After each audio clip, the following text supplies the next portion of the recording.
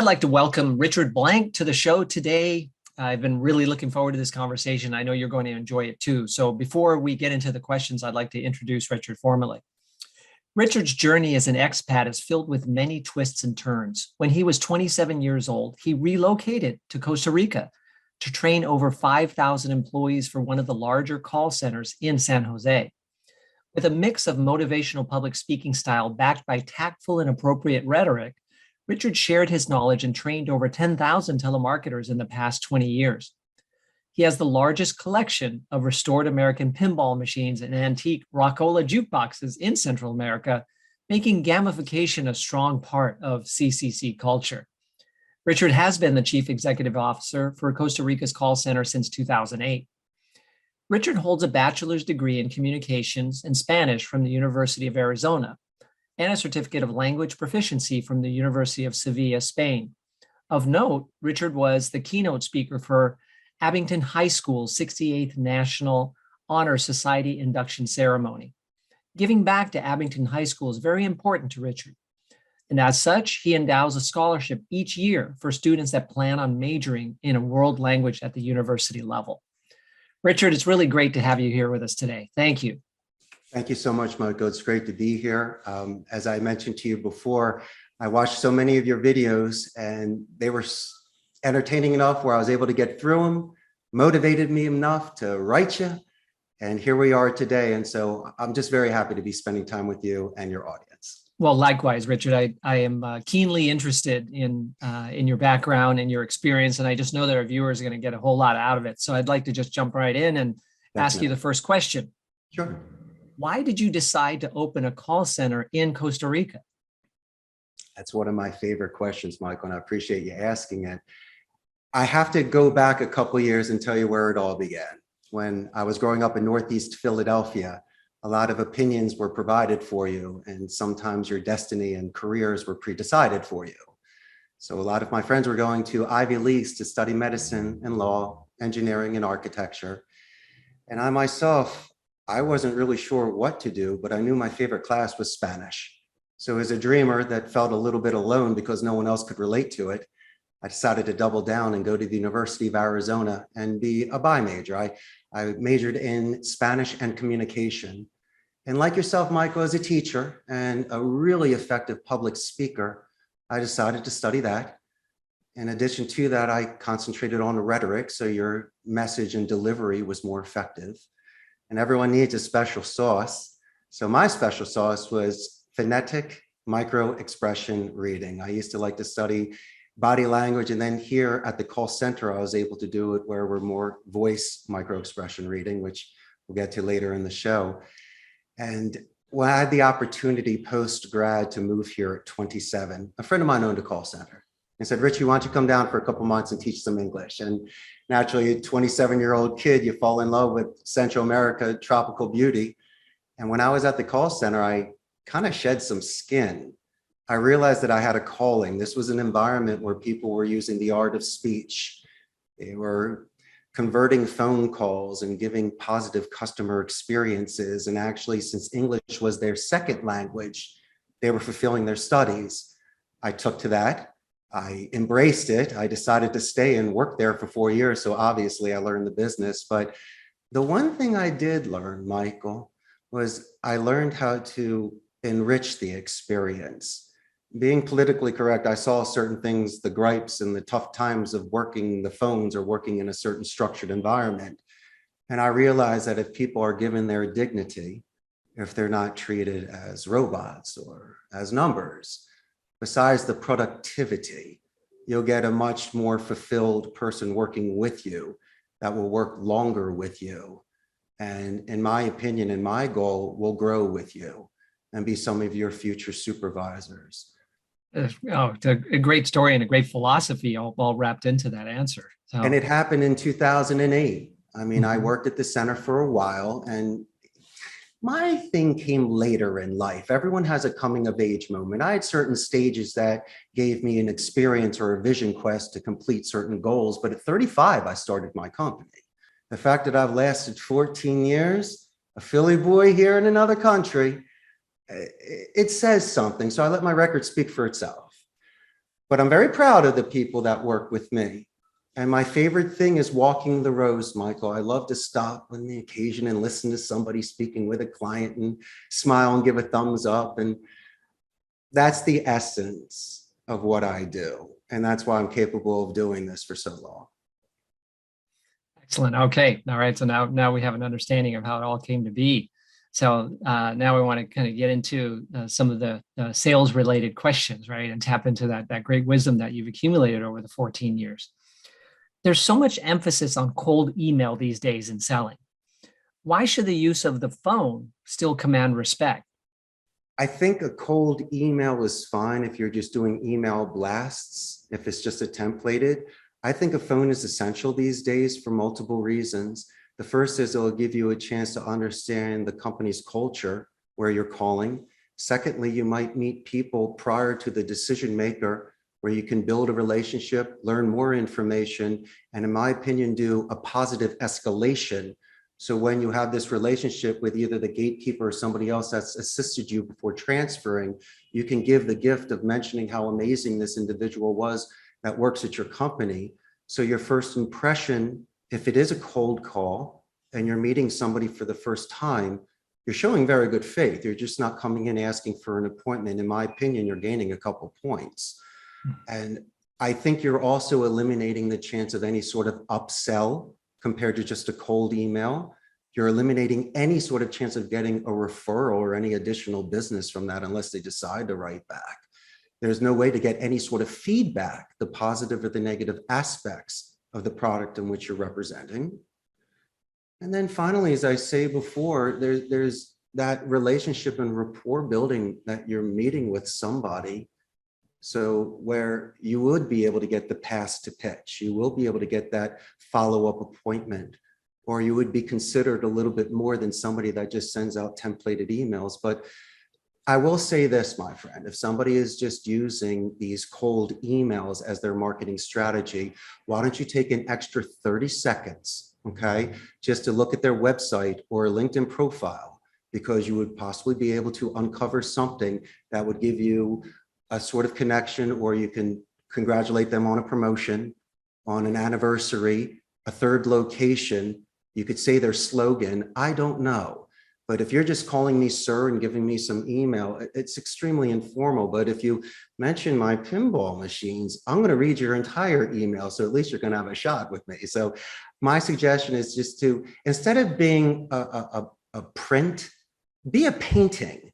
Actually add a little bit to these templates if that's your only strategy. But Michael, to answer your question, you are eliminating so many different ways to build momentum, energy, and relationship building by eliminating any sort of phone calls.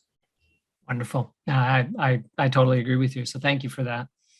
I recall a past client telling me that they'd only reach live people about 3 or 4% of the time when calling all day long.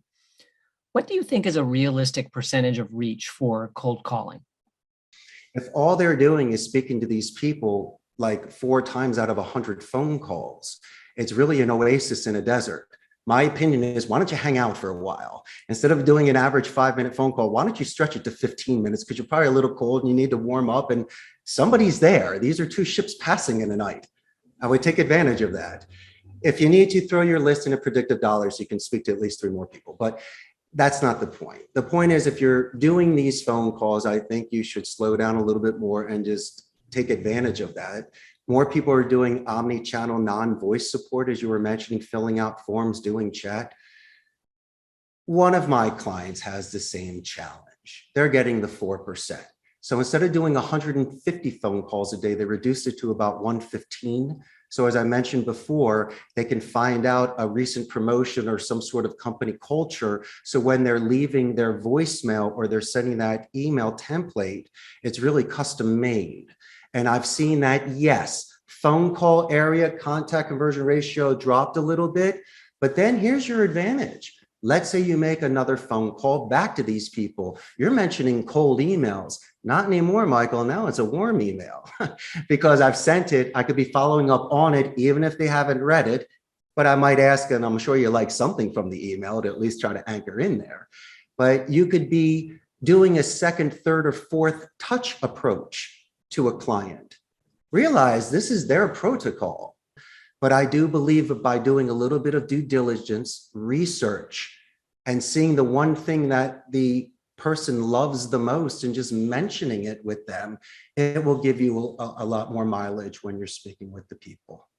Yeah, I think that's really smart, Richard, this idea of doing a little bit of homework, right? I mean, if you're tasked with making 100 calls a day, 115 calls a day, you can only do so much homework, but you point out one thing, as you said, that one thing that that person loves, that's going to already put you a little ahead of the people that couldn't do any homework at all. And so they're following a templated approach, as you said.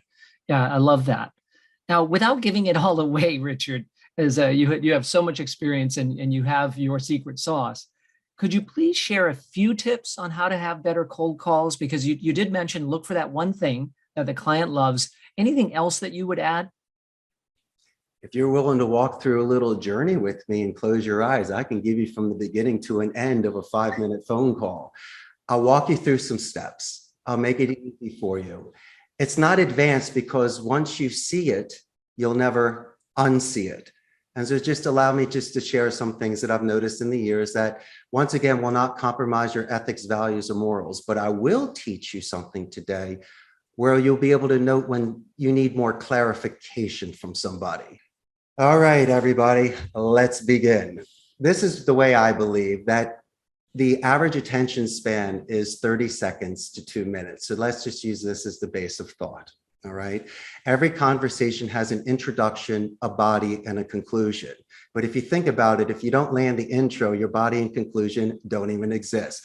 So let's not even think about that. We'll just go on the momentum from just your introduction. We'll focus on that.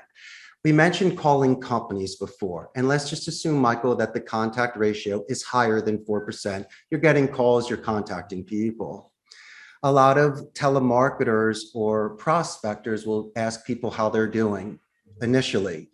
I prefer, since you have the first chance to speak, use your anonymity to your advantage. Don't be anonymous the whole call. That's shady, but you're allowed to say something the first time. I'm not saying my name. I'm saying the name of your company. I'm going to ask, how's Build and Balance doing today? I'm going to say something like that because obviously Michael's doing great and his company's doing great.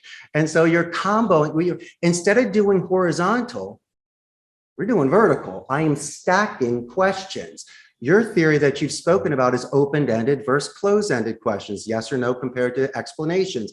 I like stacking certain questions so you can answer it for me to reduce the time and possibly get some sort of traction out of that. So first we ask how Build and Balance is doing today. Michael, of course, says, doing great. And he goes, my name is Michael. Oh, hello, Michael. Hello, my name is Richard. Or you could say, what is your name? That's when you get your first buffer boomerang technique. When somebody asks you a question or makes a statement, you buffer it because sometimes the tone may be negative. Michael, you're a nice guy, you're a gentleman. But sometimes people can give you a -2, -3 tone. Same question, negative tone. You buffer it by saying, that's an excellent question. I just buffered it. The name of my company is Michael, and I +2 you back. So I can buffer it. That's an excellent question. Repeat the question and send it back, which shows active listening, so they don't have to repeat it. You're sending back what they said at them, so it's their energy coming back at you. It's your words, but I'm doing it as a +2, and I'm going to name drop you as well, just to teach you little manners to bring yourself to a +2 level. You don't need to yell at me. You could be a nice person on the phone, and I can teach buffer boomerang you with 1, 2, and 3 type of questions on how nice you want to give the response, how you repeat it, so you move along. There's never a repeat or a rabbit hole. That's the first thing. And I do this with the gatekeeper. So initially, they like the fact I repeated their question, said their name, answered the question. And I mentioned earlier about the positive escalation. Once they've been so helpful for me, or explain that it's Michael's anniversary, or that this company did this, I'm going to let her know I can't wait to tell Michael how nice you were. Now, of course, you didn't want to transfer the call. Maybe 1 out of 10 do that. Maybe. But once that call is transferred, you're starting off with momentum with Michael by saying, hello, this is Michael. Michael, I just got to let you know, this individual that works with you is Incredible. And then you say, what's your name? Here's another buffer boomerang. Michael, glad you asked that question. My name is Richard Blank. So you just keep bringing it back, buffer boomerang. So then what happens in the middle of the call when you're giving lists, you're explaining what you do. We do A, B, C, or D. Timeout. It's got to be like a dessert tray. Each one deserves its own thing. We can do A. We can do B. I'm waiting for either a positive reinforcement or potentially you reacting to that. And so as I say before, after you mention a list of things, you might say to them, I'm sure you like at least one. I didn't say you like them all. I'm not that brazen. But I'm also confident enough to know at least you like one. And you might get the one. So instead of doing horizontal, now you're vertical again. And we see how many things you like of that one. But this is what happens in the middle of the call. I told you about 30 seconds to 2 minutes. I told you about the gatekeeper, positive escalation, buffer boomerang 1, 2, and 3 technique. We're good to go on that. But Richard, what happens when they're speaking? What do? We use the phonetic micro expression reading. What's the purest form of speech, Michael? It's phonetics, it's the sound. So there's 4 steps to phonetics. You have tone, which represents your emotion, and my suggestion, which you have in abundance. It's confident and it's empathetic. That is the consistent variable that does not change. The mirror imaging technique, which you've always mentioned in your classes of matching people's styles, in my opinion, Michael, it should be done with their rate, how fast they go, and their pitch. Now, we do this every 30 seconds to 2 minutes because that's just how conversations go. And you back it up with the answering speed because that's something they can't do subconsciously. You can easily control your tone. You can manipulate your rate and your pitch. But subconsciously, it's very difficult for you to control your answering speed. And so once you see it, you can't unsee it. After 3 weeks, it becomes a habit. It will not hold you back from any work that you do. You'll just be a little more astute, a little more lucid, and you will see the tell signs that people are giving you. Face to face? No. Over the phone, or if you really want the purest read when you're sitting with somebody, close your eyes. And then you can actually really read these people. Why do I do this? Because if somebody is doing a spike or a dip in regards to their phonetics, then that means that there is a tie down question or a pin down question or a confirmation question that might happen. You're reacting in a certain way. So I might be saying, Michael, sounds good, right? Or makes sense, right, Michael? Or hypothetically, since people are working from home, you might have dogs or children or distractions in the background. My suggestion for your audience, Michael, is inadvertently and passive aggressively let them know the Me Too technique, that you love dogs, which is really letting you know they're barking. But don't just say that. What the real salesperson or the attentive listener does is they ask the follow-up question. Dog's barking, she loves dogs, I love dogs, it's killing the call, but it's not that. But then I say, what's the dog's name? Her name is Fluffy. Great. I can wait till, Fluffy can go outside for a minute. And so once that calms down, you go back a step, but you leap forward 3. It's an excellent anchoring technique because you're looking for certain areas of the call, not your pitch and what you're trying to land. No, you're trying to look at that one thing you can connect on. If it happens to be a child or a dog or music in the background or some sort of anniversary that you can relate to, that's what you anchor on. And so this Me Too technique, in my opinion, is a great way to get back onto the straight line. But let's go to this again. You have a dog barking in the background. My opinion is to say, not excuse me, I'm sorry. Michael, can you repeat that? No. I'm going to fall on that sword. Michael, for my clarification, when your dog was barking, did you say A, B, C, or 1, 2, 3? Michael says 1, 2, 3. Thank you. It's for my clarification. Fluffy was making noise. I couldn't hear you, but it's for my clarification, not I'm going to ask you to repeat that because that's an ego defense mechanism that could kill the tone of the call. All of a sudden, there's rabbit holes there. So then we get through the body of the call. And the greatest thing that could happen in the call is if somebody says, your name, especially in the body, which means once again, you anchored, you have this relationship. So the rest of the call is cool. But let's say you get to the end of the call. It's the conclusion. What you would say is, since you have me on the phone, Michael, are there any additional questions you may have? I might have forgotten a stack. Remember, we spoke about A, B, C, and D. Oh, I like C too. You do like C too. And then we talk about that for a little bit. And those are the additional questions line. I get to rake it one more time. Remember, in the body of the call is, I'm sure you like at least one. You liked one out of the four. But then when I raked it again, we recapped your one, second one, third one you liked again. I raked you. Got it. Got a third one. And then I always do this for the icing on the cake. We always confirm your email address or any sort of words with military alphabet, because chances are you've served, know someone that served, or it's just a great way just to make things tight. And it's kind of funny where the call should be ending and then you do military alphabet. And then the next thing you know, I'm talking about my grandfather that served in Europe and my father in North Korea. So South Korea, excuse me. And so it was, it's one of those things where you don't rush the end of the call. You want to make sure that your speed is consistent and you've taken their time. And by recapping and showing active listening, and I like to call it like meeting minutes in a sense, you really show this. And then, Michael, we're going to even close it even better for you post-call. Once I write you again about the appointment we have or the business we're doing, I'm going to be mentioning the individuals like David, for an example, and others that work with you so well, their participation, because that's a 1 in 1,000. No one writes that sort of stuff. And you know, when I call you back and this individual picks up the phone, they're going to be so happy to speak with me. And they're going to say, I can't believe what you wrote about me. Thank you so much. In 30 years, no one said that. And so that's the Richard Circle, Michael.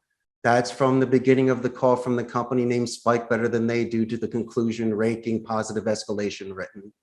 And if you do everything in the middle consistently and staying focused to these 30 seconds to 2-minute intervals, you will have such balance. You will have such focus. You won't be a print. You'll be an amazing painting. You will have incredible phone calls where strangers or friends you haven't met yet. And you'll probably get a ton of referrals. You'll be getting a lot of phone calls back of the way that you treat people. Wow. Really interesting, Richard. Thank you for sharing your process with our viewers. I mean, that is really interesting. I know that they're going to watch it again because there's multiple sections, the introduction, the body, and the closing. So they got to get their pen ready. Yeah, hopefully they watch it and take notes and probably take a snapshot of the pitch and diagram and the buffer boomerang diagram and so forth. Yeah. So then how do you develop salespeople who are relatively green to become someone that is effective at following your methods and processes? What do you look for in salespeople to know that I'm working with someone who could be great? Michael, those are my favorite agents to hire. I can mold them. They're not coming in with bad habits. They're coming in bilingual, which shows such education for them. I get to be their first coach. If it's their first call center telemarketing job. But let's go through it in 3 stages, if we may. The first one is the psychological stage. I have to let them know that fear is a morbid anticipation of something that hasn't happened yet. And just in my own instance, just by these agents being bilingual and myself, once again, it shows dedication and structure. So they've done something very difficult. If I can properly prepare them and put them on a level playing field with all of the resources, such as a proper script, rebuttals, training in the CRM, in the system, how to use their phone system, doing quality assurance, which is QA support, where we go through, we call them KPIs, which are key performance indicators. So we can just see their consistency. Trust me, everybody, it's a test you can easily pass. The points that I give are for the soft skills. We just judge you to ask their email address and mention your information. I don't do that. I concentrate on the ACEs. I expect you to do that. That's what I'm paying you to do. What I want you to do when you're in class is to once again relax and realize that this could be something that could pay more than most vocations. and the fact that you have a thesaurus and you should expand your vocabulary. So instead of using words like help, my suggestion would be to use in this specific order would be assist, guide, or lend a hand. Same message, different delivery. You're being more strategic on this. You're being a little more clever. You don't, once again, need to say, I'm sorry, it's for my clarification. So once I expand their vocabulary just with work words, and then they go home and learn additional words because they're just so into it. And so what happens then? Then you start connecting people together.